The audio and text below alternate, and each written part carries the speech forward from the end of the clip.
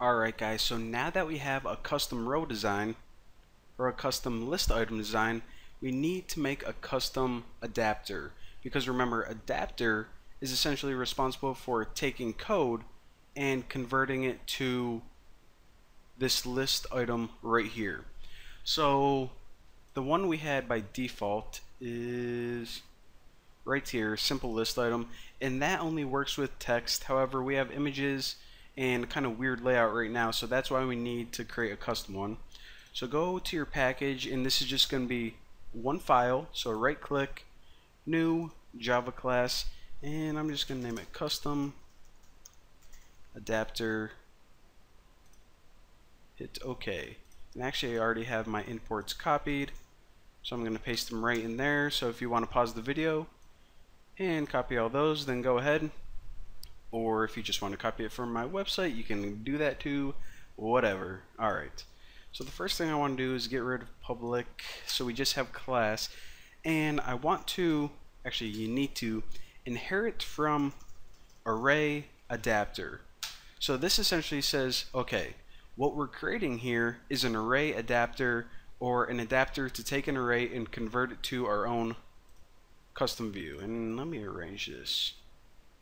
Alright, so just like before, right in here, what we need to say is what data are we working with? Well, the array that we're going to enter is just an array of strings, so that's why we put string right there. So it's giving us an error because it says whenever you make an array adapter or you're trying to convert code to that view, you first need to use the constructor. So hit Alt Insert constructor array adapter right like there, and as you see, whenever we have the constructor, the error disappears. So we have two parameters that got passed in, context and int resource. Now this int resource right here is going to be that array itself. Now instead of an integer, it was actually a string array, so we're going to be passing in a string array as our resource, and we'll just call it foods so we can work with it. So of course we need to change this to foods. Now this context, whenever you see context, it just means information, and for right now it's just background information that whenever you pass it along to the superclass it needs. So we don't really have to worry about that, it's behind the scenes, pretty cool. However, what we do need is the superclass needs one more parameter, and in the middle put r.layout, and whatever you named your file, I named mine custom row, stick that right in there. So whenever you create an object, a custom adapter, you're going to accept a string and just treat it as foods, and for the layout, for each individual row or list item, use custom row. So it's going to go over to custom row, it says okay. So right now it has this string, and it's looking at this, and obviously as human beings we can say, okay, well the text obviously goes in there, but this program isn't as smart as us, so that's what we have to do right now. So go back to custom adapter, and we're going to create one more method, and this is actually an override method. So hit Alt Insert in override methods, and it is called get view. Where you at? Did I just see it? Get view right there. Alright, so what this is, and let me just get rid of all of that. So get view is where we say, hey, for those strings that we passed in, this is where I want you to put them. This is how I want you to lay it out. So the first two rows are actually just housekeeping. If you go to layout inflator, I think I talked to you guys about inflator before. Anytime you see the word inflate, it's kind of, I don't know why Android named it inflate, to be honest. It just means like prepare or get ready for rendering. It's how Android deals with laying things out on your activity. But you can just name it anything you want. Bookies inflator, that sounds pretty cool. And just set this equal to layout inflator from get context. And by the way, context, I think I just said this, but anytime you see context, it just means background information. Boring stuff. Alright, now the important part is this. View custom view, and this is essentially going to be equal to one custom row. So yeah, view row tomato tomato. But if you set this equal to Bucky's inflator, inflate r dot layout custom row, or whatever you named your file right there, parent and false, and that just has to deal with if you inflate anything to a parent, but we aren't worried about that. So the next thing we have to do is just get a reference to everything. 3 different things. The first thing we need is a reference to these strings right here.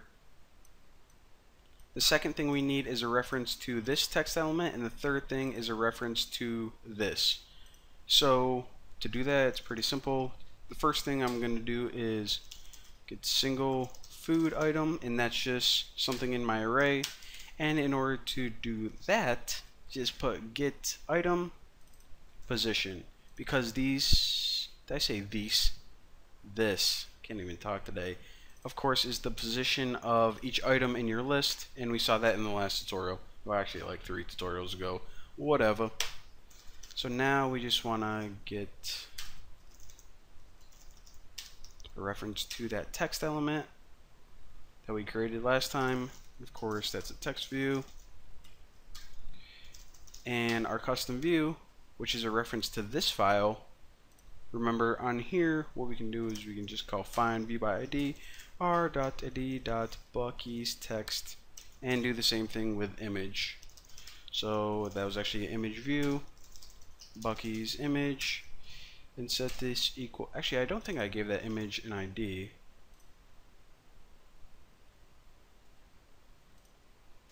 Alright, so, well, I did now, sucker. So this is Bucky's image, and set this equal to image view, custom view, find view by ID, and that's r.id dot Bucky's image. Where you at? There you are. There you are. Alright, so now we have a reference to everything that we need. Now, pretty self-explanatory. We're going to take Bucky's text, which is that text element on the activity, and we're just going to set the text of it to whatever food item it's referencing. Next thing we want to do is take that Bucky's image, and in order to change the image, you actually call set image, not image resource right there. Now, of course, r.drawable.chunky. Alright, so again, what this is going to do is it's going to change the text dynamically to each one of these items. However, since I didn't feel like loading in a bunch of different images or sticking those in an array, I'm just calling the same one over and over again. So it's just going to show my face over and over and over again. But of course, later on, whenever you make an actual app, you would obviously want to change that, unless you made an app and you just wanted to see my face a bunch of times, which I don't blame you, because I'm beautiful. But the last thing we have to do here is just return custom view. So of course, this, which we just created, the whole point of these tutorials is create a custom view, so we have to return it, essentially saying, hey, use that. Now, the last line of code that we have to do is this. Right now, our adapter is still using this basic boring adapter, and obviously we just made this sweet custom one so we can use this cool row. So let's change this right here. Now the first thing you do is, well, we can keep the same name, why the heck not, but instead of array adapter, actually we can just delete all that. Alright, so of course, instead of array adapter, which is that boring built-in one, let's go ahead and set this equal to custom adapter. Thank you very much. Now of course, this for the constructor, remember it's just the context, which is background information, and the second thing is passing that foods array. So of course, foods, and boom, there you go.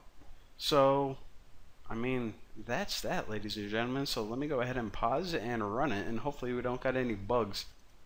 And check it out, we now got custom rows, ham, tuna, candy, meatball, potato. Clicking it, and it says potato. Meatball, this is the best app ever. Alright, so there you go. Obviously, this is the coolest app ever because it looks like all of your contacts are me, and these are all my nicknames. So that, ladies and gentlemen, is how you create not only apps with, let me get this out of this, trying to explain this here in Android Studio, but that is how you create apps with list views using generic layouts and also custom layouts right there. So thank you guys for watching. Don't forget to subscribe, and I will smell y'all later.